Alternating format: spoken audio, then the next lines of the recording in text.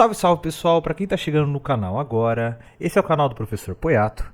Eu, obviamente, sou o Professor Poiato e hoje a gente veio para uma aulinha sobre eleições municipais. Tudo bem?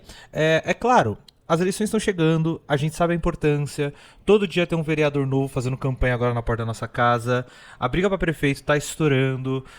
Em São Paulo, a questão do Marçal versus Boulos é o que mais se fala, só se fala de outra coisa na padaria. Mas, como é de praxe aqui do canal, a gente veio se preparar para um debate um pouco diferente, num campo um pouco mais de o que são e qual é a importância geral das eleições municipais, né? Então, gostaria primeiro de agradecer a sua presença e pedir para que você venha com a gente. O que está em jogo? As eleições municipais, elas elegem aquela parte do poder que está mais próximo da gente, tá?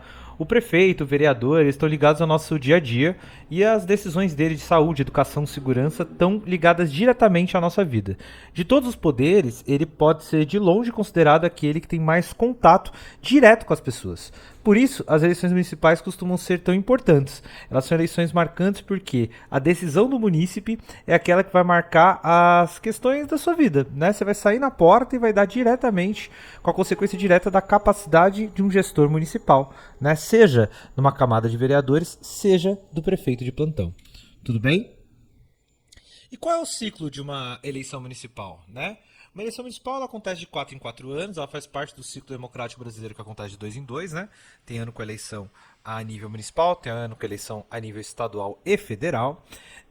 E ele passa por pré-campanha, né? Escolha de candidatos, campanha, votação, apuração e posse. Então, pré-campanha, campanha, votação, apuração e posse. São esses 3 momentos aí do ciclo para um governo acontecer no Brasil, tudo bem? E a votação, no caso brasileiro, né, para federal, para executivo, ela é majoritária, ou seja, você tem que ter uma maioria de votos para ser eleito, e para o legislativo ela é proporcional, vai ser dividida pelos partidos conforme a quantidade de votos, e aí nominalmente aqueles mais votados dentro de cada partido ocupam os cargos. Tudo bem? E como que é essa divisão de poderes, né? A gente tem um poder executivo, que vai do presidente a nível federal, governador, e a nível municipal, que é o que a gente vai eleger agora, o prefeito.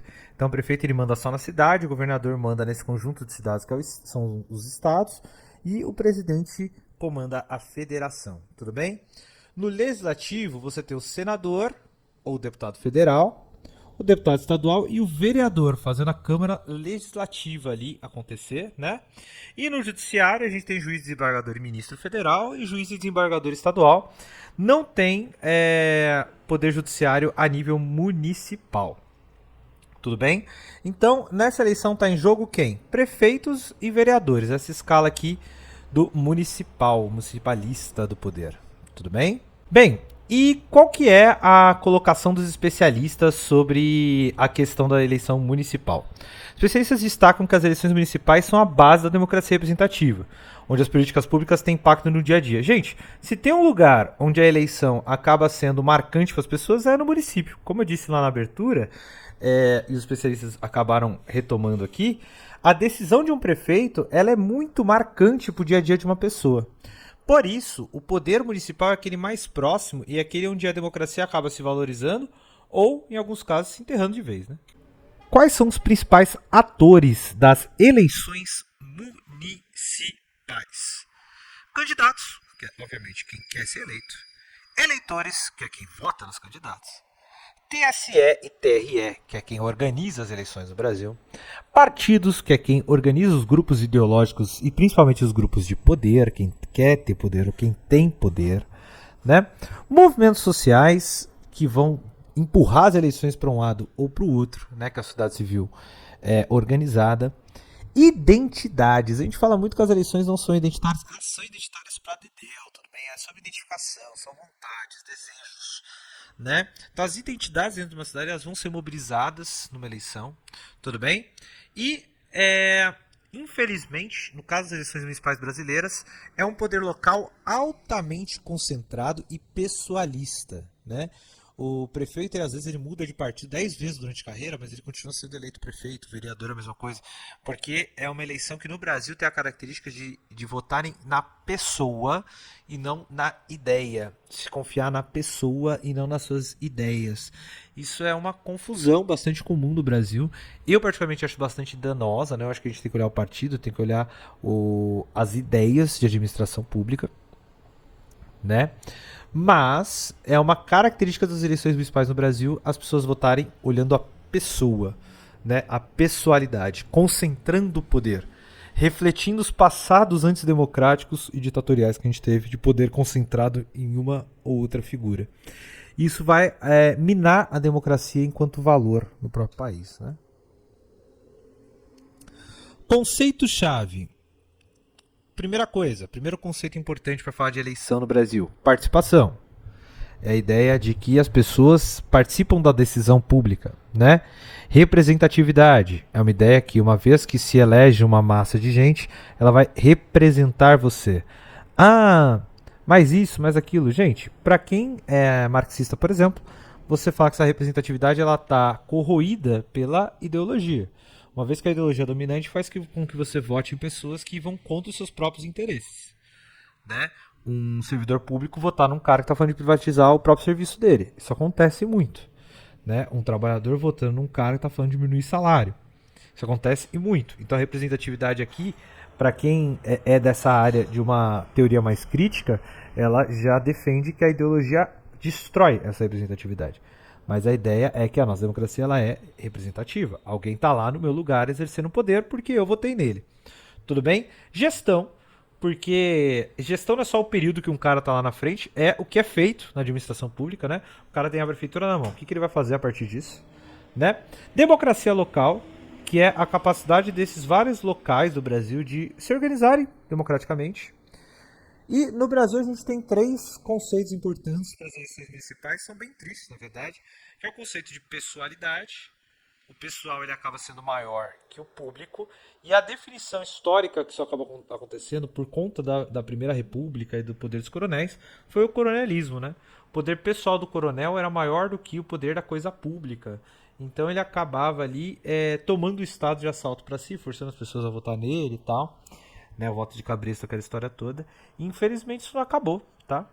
O coronelismo ele tá forte, ele acontece, por mais que seja um estereótipo aí do Nordeste, ele acontece no Sul, no Sudeste, no Norte, no Nordeste. Ele é uma característica da política municipal brasileira. Então se a gente pode falar de um municipalismo de esquerda que defende maior participação popular, a gente pode falar de um municipalismo coronelista que defende um poder extremamente pessoal sobre a coisa pública e coletiva.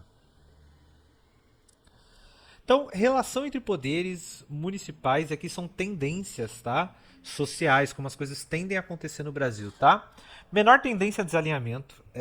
Na esfera federal, a gente costuma acompanhar muito os arranca-rabo deles, porque o legislativo, o executivo e o judiciário não dialogam. Bem, no poder municipal você já não tem um judiciário para ter que dialogar, e o executivo e o legislativo geralmente não estão desalinhados, tá?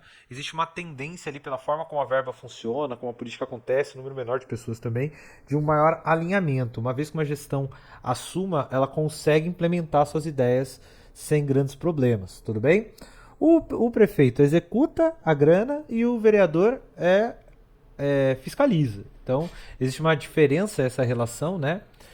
O legislativo acaba virando uma linha de transmissão das ações do prefeito. Então o prefeito estabelece programas, formas de ver, os vereadores vão propagar isso nos bairros, defender que seu bairro receba, que aquela região receba. Né? Também tem essa questão, os vereadores eles estão muito ligados a regiões ou categorias específicas, eles vão ser temáticos. Então, como o vereador tende a ser temático, ele vai puxar a sardinha para o seu lado, ele se transforma em uma linha de transmissão entre o prefeito e aquela região. Né? Bem, grande poder sobre seus funcionários. O funcionário público municipal está muito na mão do prefeito e dos vereadores, infelizmente. Então ele vai exercer mais diretamente a sua influência, diferente de um presidente sobre o poder federal. Né? Ele está mais distante, ele está menos direto. O presidente do Brasil tem pouquíssima influência sobre... O presidente do Brasil tem pouquíssima influência sobre o José, funcionário do IBAMA. Agora, o prefeito tem altíssima influência sobre o José, funcionário da Secretaria de Transportes Públicos da cidade. Tudo bem? O executivo tende a, por questões de eleição, né, de deixar sua marca, todo prefeito quer deixar sua marca, a olhar o curto prazo, e o legislativo tende a aprovar leis e projetos que demandam longo prazo. Tudo bem? Que eles também se reelegem e tudo mais. Um exemplo de política de longo prazo, como seu voto agora, que vai acontecer esse ano, pode implementar a sua vida durante anos e anos e anos e anos e anos. Esse aqui é o ciclo do PDE, Plano Diretor Estratégico da cidade de São Paulo, por exemplo, mas isso aqui vale para o Brasil todo. Tudo bem? Você tem o PDL, foi escrito a partir de órgãos públicos, sistema de informação, mais participação da população, gerou um documento, que é o plano de como a cidade tem que ser pelos próximos 16 anos. Então, uma vez que você aprova uma coisa aqui, durante 16 anos, um plano como esse pode acontecer. Uma obra aprovada numa gestão que demore 20 anos para ficar pronto, os próximos 20 anos aquela obra está na mão dessa decisão política que você tomou agora. Tudo bem?